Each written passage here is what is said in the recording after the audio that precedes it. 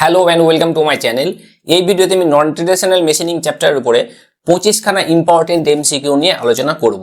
তো নন traditional machining এর উপরে এমসিকিউ বুঝতে গেলে অবশ্যই কিন্তু তোমাদেরকে নন ট্রেডিশনাল মেশিনিং চ্যাপ্টারটা পড়ে নিতে হবে, তারপরে কিন্তু এই এমসিকিউ ভিডিওটা দেখবে, তাহলে তোমাদের বুঝতে খুবই সুবিধা হবে।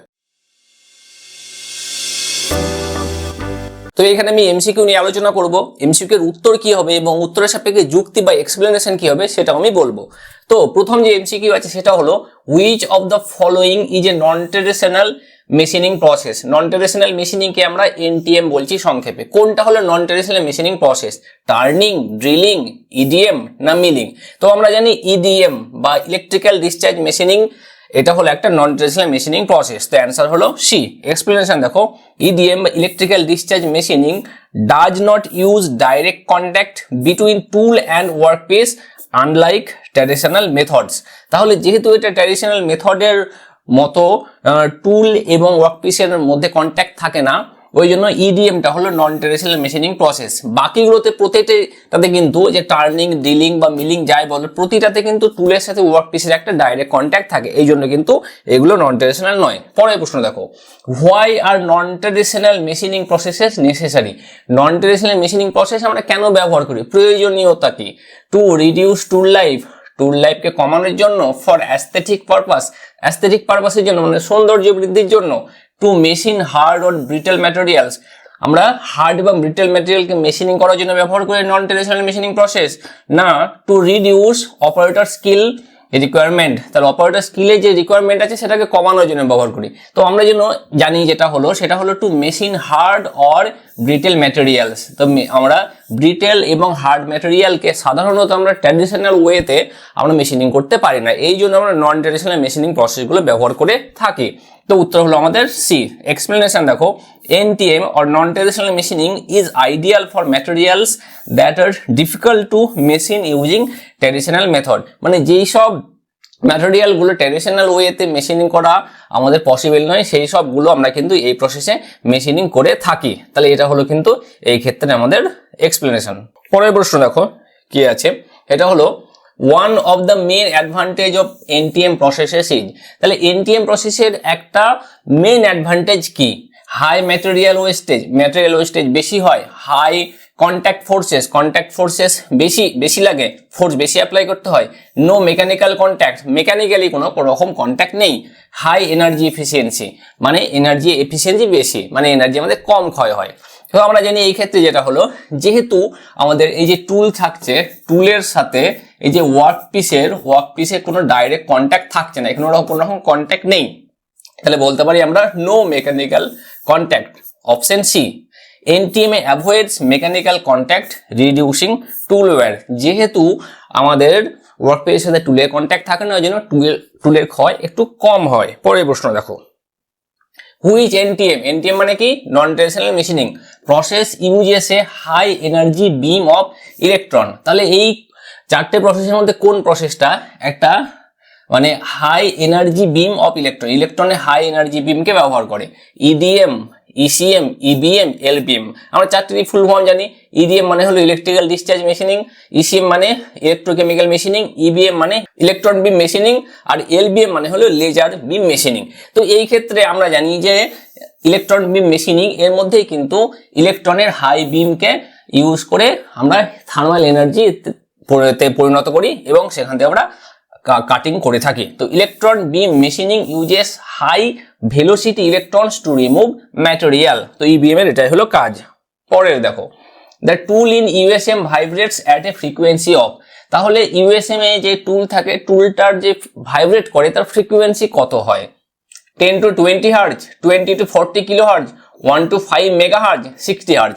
তো আমরা জানি যে USM এর মধ্যে যে টুল থাকে, টুলটা অসিলেট করে বা ভাইব্রেট করে 20 to 40 কিলো হার্জ, যেটা আমরা শুনতে পাই না। এটা option B. Ultrasonic frequency enhances microchipping of hard materials. তো 20 to 40 কিলো হার্জের মধ্যে এই যে মানে ফ্রিকোয়েন্সি, এই ফ্রিকোয়েন্সির মধ্যে ভাইব্রেট করে টুল, ফলে এই মেশিনিংটা হয়ে থাকে। পরের প্রশ্ন দেখো, material removal in USM is mainly due to. তাহলে USM এ যে ম্যাটেরিয়াল রিমুভাল হয় সেটা কিভাবে হয়, কি জন্য হয়? মেল্টিং হয়, ইলেকট্রোলাইসিস হয়, অ্যাব্রেসিভ ইরোশন হয় না আয়োনাইজেশন হয়? তো আমরা জানি এখানকার ওয়ার্কপিস থাকে আর এখানে থাকে টুল, মাঝে কি থাকে, মাঝে থাকে আমাদের অ্যাব্রেসিভ পার্টিকেল, মাঝে থাকে, কন্ট্যাক্ট করতে দেয় না। তাহলে এটা হলো আমাদের অ্যাব্রেসিভ ইরোশন, অ্যাব্রেসিভ ইরোশন হয় আমাদের এক্ষেত্রে। তাহলে option C, high frequency vibrations drive abrasive particles to erode material, এটাই হয় ইউএসএম এ। পরের প্রশ্ন দেখো, USM is best suited for machining. তাহলে ইউএসএম আমাদের কোন ধরনের ম্যাটেরিয়ালকে মেশিনিং করতে সব থেকে ভালো হয়? কপার, অ্যালুমিনিয়াম, গ্লাস না মাইল্ড স্টিল? তো আমরা জানি ইউএসএম সাধারণত যেই সব ম্যাটেরিয়ালগুলো ব্রিটেল হয়, যেসব ম্যাটেরিয়ালগুলো ব্রিটেল হয় সেই সব ম্যাটেরিয়ালকে আমরা কিন্তু ইউএসএম এ মেশিনিং করে থাকি বেশিরভাগ ক্ষেত্রে। আর যদি ব্রিটেল না হয় তাহলে অন্য কোনো প্রসেস আমরা ইউজ করতে পারবো। তো এই ক্ষেত্রে দেখছি আমরা শুধুমাত্র অপশন সি তে গ্লাস যেটা আছে বা কাঁচ যাকে আমরা বলে থাকি বাংলাতে, তো কাঁচ হলো বা গ্লাস হলো ব্রিটেল। তো এটা হবে আমাদের উত্তর। USM is ideal for brittle and hard materials like glass and ceramics, এই জন্য আমরা এটাকে ব্যবহার করে থাকি। তাহলে পরের প্রশ্ন দেখো, which of the following is a limitation of USM? তাহলে এই চারটের মধ্যে কোনটা ইউএসএম এর একটা limitation? Can't machine brittle material, brittle ম্যাটেরিয়ালকে মেশিনিং করতে পারে না। হাই থার্মাল ড্যামেজ, মানে থার্মাল হিট তৈরি হয় ওই জন্য, ফলে বেশি ড্যামেজ হয় হিটের জন্য।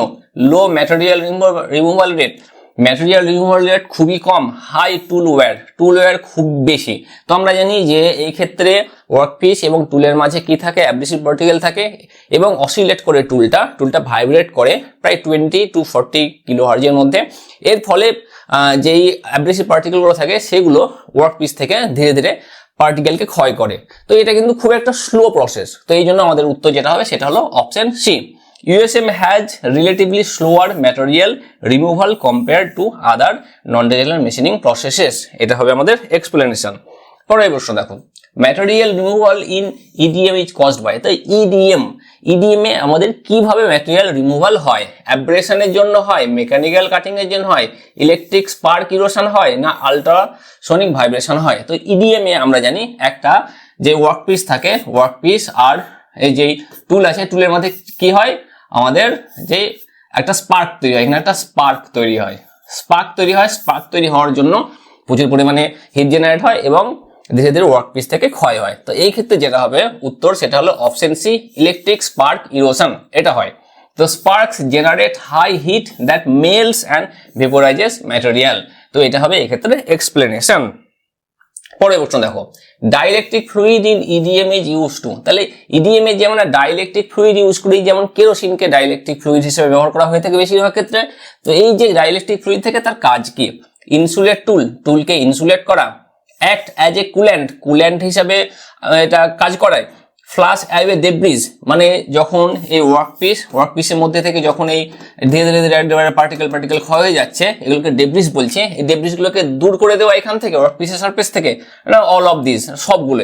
তো আমরা জানি এই ক্ষেত্রে এই যেই এখানে আমাদের যে ডাইইলেকট্রিক ফ্লুইড থাকে, ডাইইলেকট্রিক ফ্লুইড টুল থাকে, টুলটাকে ওয়ার্কপিসের থেকে আলাদা করে রাখে, মানে ইনসুলেট করে, একটা কুল্যান্ট হিসেবে কাজ করে, ফ্লাশ হাইওয়ে ডেব্রিসগুলোকেও ফ্লাশ করে দেয়। তাহলে আমরা জানি এক্ষেত্রে উত্তর হবে option D, all of this.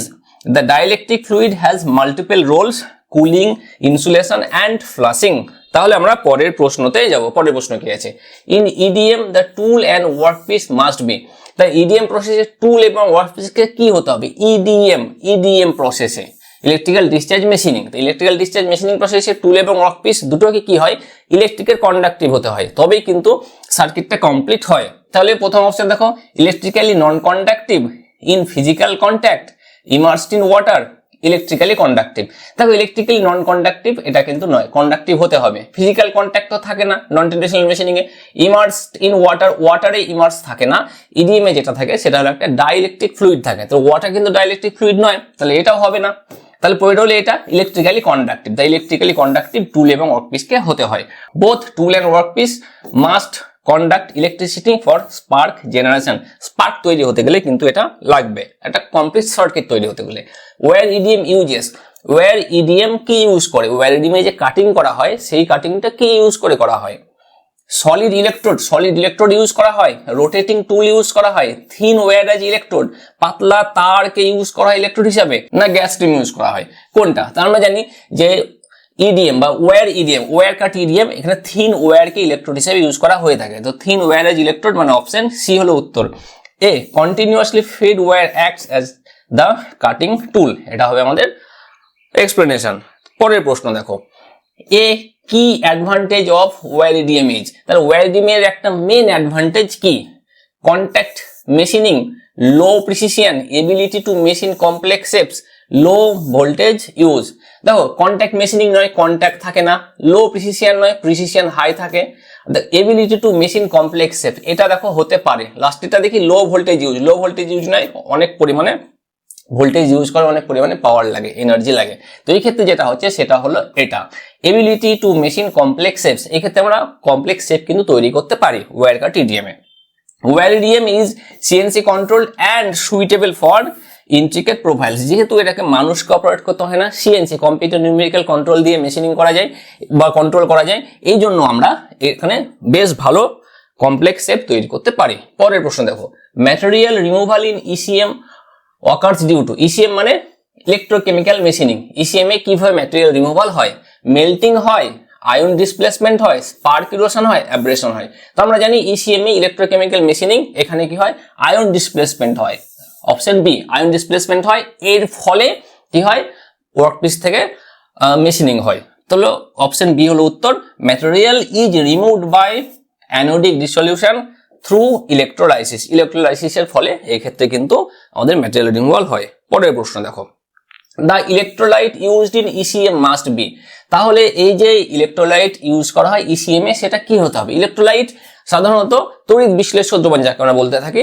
তো কি হয়? জলের সাথে কোনো তড়িৎ বিশ্লেষ্য পদার্থ মেশানো হয়, যেমন NaCl মেশানো হয়, NaCl সোডিয়াম ক্লোরাইড মিশালে কিন্তু একটা আমাদের এই ক্ষেত্রে ইলেকট্রোলাইট তৈরি হয়ে যায়। এ লুব্রিক্যান্ট, নন কন্ডাক্টিভ, কন্ডাক্টিভ, অ্যাসিডিক অনলি। তো আমরা জানি জলের মধ্যে যদি আমরা NaCl সোডিয়াম ক্লোরাইডকে মেশাই তাহলে সেই সলিউশনটা কি হয়? কন্ডাক্টিভ হয়, ইলেকট্রিক্যাল কন্ডাক্টিভ হয়। তাহলে হলো option C, a conductive electrolyte carries current and dissolves the material, এটা হলো এক্সপ্লেনেশন। পরের প্রশ্ন দেখো, in ECM the tool serves as the, তাহলে ইসিএম এর ক্ষেত্রে যে টুল আছে টুলটা কি হিসেবে ব্যবহার করা হয়? পজিটিভ না negative? Anode, cathode, workpiece, neutral part. তো আমরা জানি যে ফ্যারাডের ল অনুযায়ী যদি কোন, এটা তো মনে করো টুল, এটা আমাদের ওয়ার্কপিস, তো এটা যদি আমাদের NaCl দ্রবণে দ্রবীভূত থাকে তাহলে যেটা পজিটিভ থাকে সেখান থেকে আমাদের বেশি পরিমাণে ওয়ার্কপিস ক্ষয় হয়, আর যেটা নেগেটিভ থাকে সেখান থেকে কম পরিমাণে ওয়ার্কপিস ক্ষয় হয়। তাহলে আমরা ক্ষয় কোনটাকে করব? ক্ষয় করব ওয়ার্কপিসকে করব, তাহলে ওয়ার্কপিসটাকে পজিটিভ বেশি পরিমাণে ক্ষয় হয়, আর এটাকে করব নেগেটিভ টুল, তাহলে এখান থেকে কম পরিমাণে ক্ষয় হবে। তাহলে এই যেটা আছে পজিটিভকে আমরা কি বলি? পজিটিভকে বলি আমরা অ্যানোড, আর নেগেটিভকে বলি আমরা ক্যাথোড। তাহলে এখানে টুলটাকে কি হিসেবে ইউজ করব? টুলটাকে নেগেটিভ, নেগেটিভ মানে আমাদের এই ক্ষেত্রে হবে cathode. So the tool is cathode and workpiece is anode in the electrochemical cell. পরের প্রশ্ন, ECM is best suited for, ECM আমাদের কোন ধরনের ম্যাটেরিয়ালকে মেশিনিং করতে সব থেকে বেশি ভালো? দেখো কি আছে, হার্ড টাফ ম্যাটেরিয়ালস, হার্ড এবং tough material, soft plastics, wood, ceramics. তো হার্ড অ্যান্ড টাফ ম্যাটেরিয়ালস এই ক্ষেত্রে আমাদের আসছে। দেখো সফট প্লাস্টিককে আমরা করতে পারবো না, উডকেও করতে পারবো না, সেরামিককে করতে পারবো না। দেখো ECM এ যদি আমরা কোনো পদার্থকে মেশিনিং করতে যায় তাহলে সেটা কিন্তু অবশ্যই ইলেকট্রিক কন্ডাক্টিভ হতে হবে। এবার দেখো এই যে প্লাস্টিক ইলেকট্রিকের কন্ডাক্টিভ নয়, উড ইলেকট্রিক কন্ডাক্টিভ নয়, সিরামিক ইলেকট্রিক কন্ডাক্টিভ নয়। তো হার্ড এবং টাফ ম্যাটেরিয়াল, মেটাল সাধারণত হার্ড এবং টাফ ম্যাটেরিয়াল হয়ে থাকে। তো এটা আমাদের option, best option. ECM effectively machines materials like Inconel, titanium, etc. সাধারণত মেটালকে বা ইলেকট্রিকের কন্ডাক্টিভ যেসব ম্যাটেরিয়াল আছে সেসব ম্যাটেরিয়ালকে ECM এ আমরা মেশিনিং করতে পারি। পরের প্রশ্ন দেখো, EBM রিকোয়ার্স, EBM এর কি প্রয়োজন পড়ে? Normal atmosphere, electrolyte, vacuum environment, high pressure gas. তো আমরা জানি যে EBM সাধারণত ইলেকট্রন বিম মেশিনিং, EBM সাধারণত ভ্যাকুয়াম এনভায়রনমেন্টে করা হয়ে থাকে। কেন?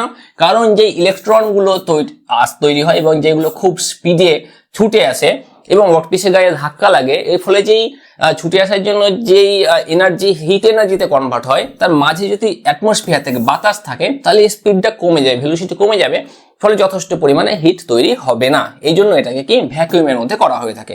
Electrons can scatter in air, hence vacuum is essential. পরের প্রশ্ন দেখো, primary energy form in EVM. তাহলে ইভিএম এ যে প্রাইমারি এনার্জি ফর্ম কোথা থেকে, কি রকম ভাবে হয়? মেকানিক্যালি হয়, ইলেকট্রিক্যালি হয়, থার্মাল ফ্রম ইলেকট্রন বিম, না ফোটনিক? তো আমরা জানি যে ইলেকট্রন আসছে, ইলেকট্রন খুব ভেলোসিটিতে আসছে এবং এখান থেকে কি হচ্ছে, এখান থেকে ইলেকট্রন থেকে থার্মাল এনার্জি তৈরি হচ্ছে। এই থার্মাল এনার্জি দিয়েই কিন্তু মেশিনিংটা হয়। তাহলে হবে option C, electron kinetic energy is converted into intense hit.